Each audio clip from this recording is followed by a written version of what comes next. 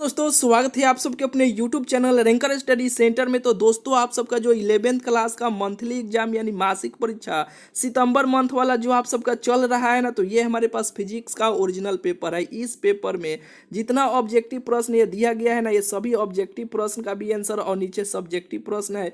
सभी सब्जेक्टिव प्रश्न, ये 2 नंबर वाला प्रश्न, नीचे 5 नंबर वाला प्रश्न है। ये सभी का इसी वीडियो से आंसर आप सबको मिल जाने वाला है। आप सबका एग्जाम चल रहा है, ऑब्जेक्टिव प्रश्न का आंसर जल्द जल्द आप सबको बता दे रहे हैं, सब्जेक्टिव प्रश्न भी आप सबको दिखा देंगे। ठीक है, 30 गो ऑब्जेक्टिव है, 30 गो में से 25 गो प्रश्न का उत्तर आपको देना है और 30 गो में से कोई भी 5 गो को छोड़ दीजिएगा, लेकिन हम 30 ऑब्जेक्टिव प्रश्न का उत्तर आप सबको बता देते हैं। देखिए एक नंबर प्रश्न, देखिए एक नंबर प्रश्न है कि दो सदिशों ए वेक्टर और बी वेक्टर के परिणामी का परिणाम अधिकतम तब होता है जब उनके बीच का कोण हो 0 डिग्री हो। ऑप्शन नंबर इसका ए हो जाएगा। 2 नंबर प्रश्न देखिए, 2 नंबर प्रश्न के सदिश ए वेक्टर का भी मान दिया है एवं बी वेक्टर का भी मान दिया है के बीच का कोण है, तो 90 डिग्री हो जाएगा। ऑप्शन नंबर इसका ए हो जाएगा। आप सबको सोल्यूशन नहीं कर रहे हैं क्योंकि देखिए आप सबका एग्जाम चल रहा है, आप सब जल्द जल्द मिला लीजिए, सोल्यूशन करने लगेंगे तो ये बहुत 1-1.5 घंटा का वीडियो हो जाएगा। चलिए मिलाते रहिए आंसर आप सब।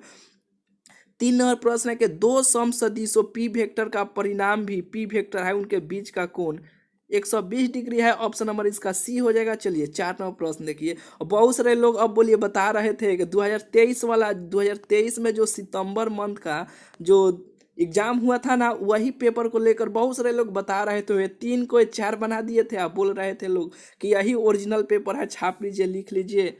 ठीक है मेरे भाई, आप सब विश्वास बनाए रखिए, इस चैनल के साथ जुड़े रहिए। जब भी इस चैनल पर पेपर मिलेगा 100% 100% ओरिजिनल ही पेपर आप सबको देखने को मिलेगा। जब देखिए ये 4 नंबर प्रश्न है कि जब ए वेक्टर प्लस बी वेक्टर बराबर सी वेक्टर और मॉड सी वेक्टर बराबर इतना मान दिया है, तब ए वेक्टर और बी वेक्टर के बीच का कोण क्या होगा?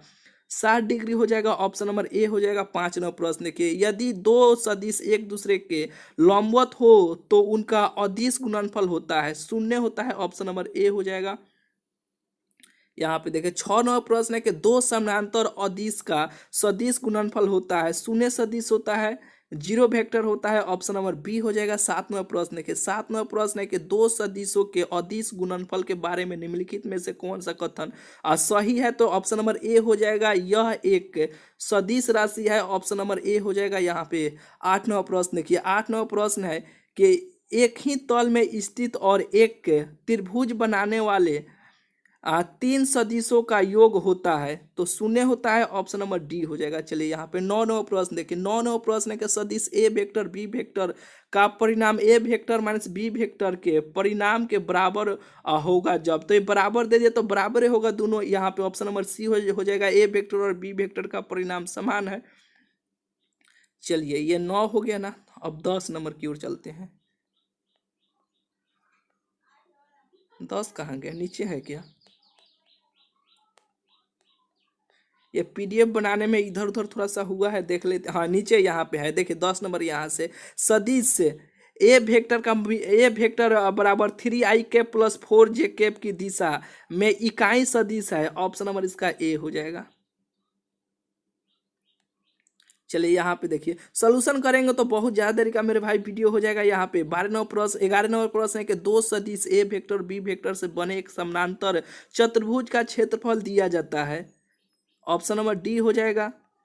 12 नंबर प्रश्न देखिए, 12 नंबर प्रश्न है कि एक कार 20 किलोमीटर पूर्व की ओर चलती है और फिर 30 किलोमीटर पश्चिम की ओर चलती है, कार का विस्थापन क्या होगा? 30 किलोमीटर होगा। ऑप्शन नंबर इसका 80 हो जाएगा। चलिए 12 नंबर प्रश्न देखिए, 12 नंबर प्रश्न है कि वेग समय ग्राफ के नीचे का क्षेत्र दर्शाता है विस्थापन। ऑप्शन नंबर इसका ए हो जाएगा। यहाँ पे 14 नंबर प्रश्न देखिए, यदि कोई वस्तु समान समय अंतराल में समान दूरी तय करती है तो इस गति को कहा जाता है त्वरण गति। ऑप्शन नंबर इसका सी हो जाएगा। चलिए यहाँ पे 15 नंबर प्रश्न है कि यदि किसी वस्तु की वेग दुगनी हो जाती है तब हो तो उसकी गतिज ऊर्जा 1/2 आधी हो जाती है। ऑप्शन नंबर इसका डी हो जाएगा।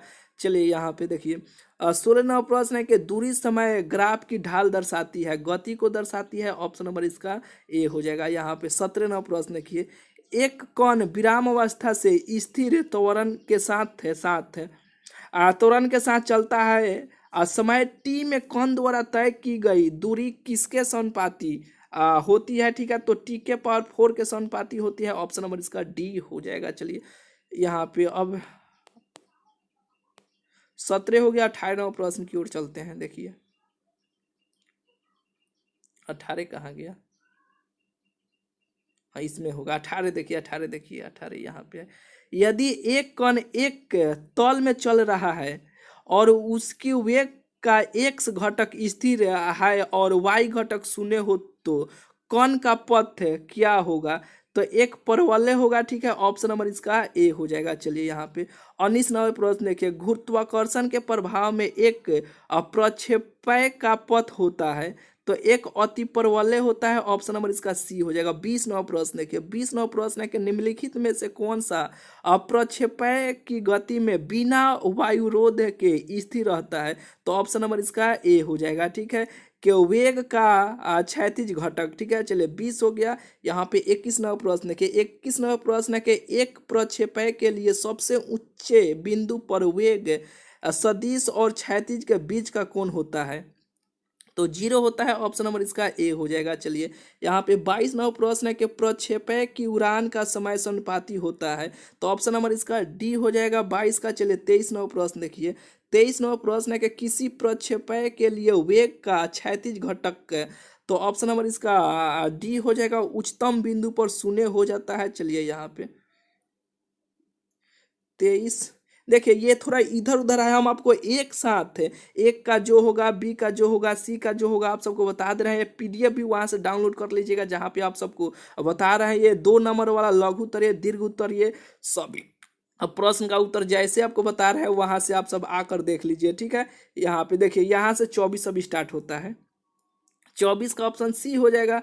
25 का आंसर ऑप्शन नंबर डी हो जाएगा। इधर उधर थोड़ा सा हो गया है मेरे भाई, एक साथ आप सबको ये सब का आंसर आप सबको बता दे रहे हैं, ठीक है। कहाँ से लीजिएगा आपको, चलिए बताते हैं। देखिए इसे नेट हम थोड़ा सा खोलते हैं, या खोलने के बाद देखिए इस वीडियो के डिस्क्रिप्शन में आप चेक कीजिएगा, आपको लिंक मिल जाएगा। अगर लिंक नहीं मिलता है तो गूगल में आइएगा, क्रोम में आइएगा, आने के बाद इसी चैनल का नाम आप लिखिएगा ranker study centre. Ranker study centre आकर क्रोम में यानी गूगल में लिख दीजिएगा। लिखने के बाद एक नंबर आपको ये वेबसाइट खुल के दिखाई देगा, rankerstudycenter.com। नहीं ऊपर दिखाई देगा तो थोड़ा सा नीचे देखिएगा, rankerstudycenter.com पे जाके क्लिक कीजिएगा। जैसे ही आप क्लिक कीजिएगा तो देखिए इस प्रकार का ऑप्शन आएगा। थोड़ा सा नीचे आइएगा, नीचे आने के बाद 11th वाला सेक्शन में आ जाइएगा। ये देखिए थोड़ा सा वेबसाइट पे काम चल रहा है इसलिए इधर उधर ये हो गया है, ठीक है। यहाँ से आकर आपको ये फिजिक्स वाले पे क्लिक कीजिएगा। क्लिक करने के बाद फिजिक्स वाला का आंसर आप सबको देखने को नीचे मिल जाएगा, ठीक है। और यहीं पे सब्जेक्टिव प्रश्न का भी आंसर आप सबको देखने को मिल जाएगा, ठीक है। चलिए मिलते हैं फिर आप सबसे अगले वीडियो में। जैसे बताएं वैसे ही कीजिएगा, आकर आप सब डाउनलोड कर लीजिए। चलिए मिलते हैं फिर आप सबसे अगले वीडियो में।